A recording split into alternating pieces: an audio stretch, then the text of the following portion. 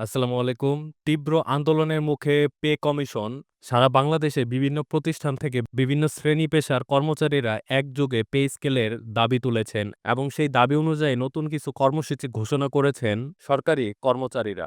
সরকারি কর্মচারীর এই নতুন ঘোষণার পর এখন কি পে কমিশন পে স্কেল ঘোষণা করতে যাচ্ছেন কিনা সেই বিস্তারিত সকল কিছু জানাবো আজকের এই ভিডিওতে।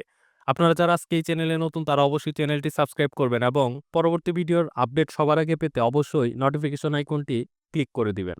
আমরা আজকের একদম আপডেট নিউজগুলো আপনাদের সাথে শেয়ার করব। তাহলে চলুন আমরা কথা না বাড়িয়ে একদম ভিডিওর মূল অংশে চলে যাই।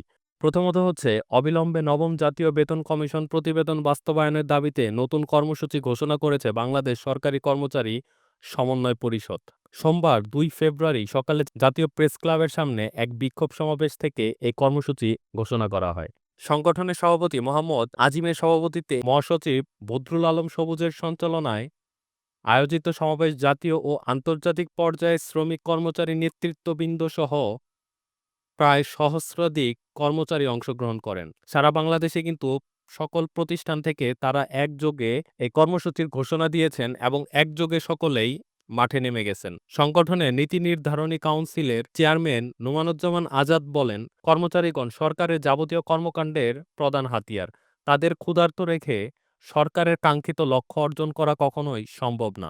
জনসেবা নিশ্চিত করার প্রয়োজনে ২০ লাখ কর্মচারীদের প্রাণের দাবি জাতীয় বেতন কমিশন সুপারিশ জানুয়ারি থেকে কার্যকর করতে হবে। তো আপনারা জানেন ইতোমধ্যে কিন্তু জানুয়ারি মাস শেষ। যাই হোক, চলমান কর্মবিরতি সহ আরো কঠোর আন্দোলন গড়ে তোলা হবে। তার মানে এখন যদি তারা পে স্কেল যদি বাস্তবায়ন না করে তাহলে কিন্তু তারা কঠোর থেকে কঠোর আন্দোলনে যাবে।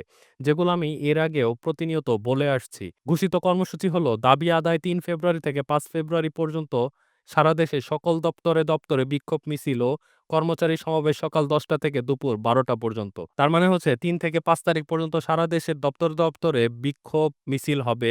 তো এরপরেও যদি ৫ তারিখ পর্যন্ত যদি তারা পে স্কেল বাস্তবায়ন না করে পরবর্তীতে এটা কঠোর থেকে কঠোর রূপ নিবে।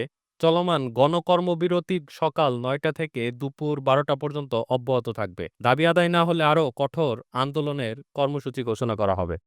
সেই সাথে আমি আপনাদের সাথে আরো একটি নিউজ শেয়ার করি। সেটা হচ্ছে নবম পে স্কেল গ্যাজেট প্রকাশ ১ জানুয়ারি থেকে বাস্তবায়নের দাবিতে বিক্ষোভ সমাবেশ শুরু হয়েছে।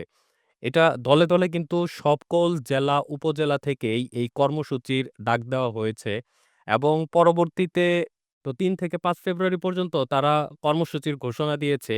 তো এর মধ্যে যদি বাস্তবায়িত না হয় তাহলে ৬ ফেব্রুয়ারি প্রধান উপদেষ্টার বাসভবন যমুনার অভিমুখে তারা ভুখা মিছিলের ঘোষণা দিয়েছেন।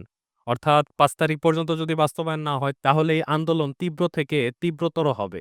তো এই ছিল এই পর্যন্ত আপডেট নিউজ। তো ভিডিওটি ভালো লাগলে অবশ্যই একটি লাইক দিবেন এবং পরবর্তী আপডেট পাওয়ার জন্য অবশ্যই চ্যানেলটি সাবস্ক্রাইব করে সাথেই থাকবেন।